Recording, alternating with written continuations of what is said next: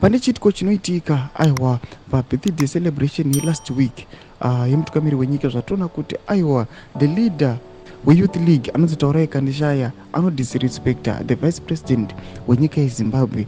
Vanhu pavakaona kuti mashoko akataura they mean a lot, uye mashoko akataura aiwa akadanyanzogarwa pasi mukomana uyu angona kutopiwa mhosva chaiko. Sendapenda mashoko amudanyuka pana kuti bva subscribe or like or turn on the bell kuti muna vanhu vamwe muchinzi.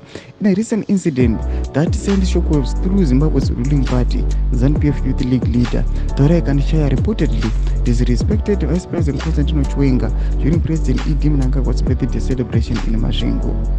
Sources within ZANU-PF has disclosed that Kandishaya's comments were seen as not only disrespectful but also indicative of deeper rifts within the party's ranks. Kandishaya disrespected VP Chiwenga in Masvingo.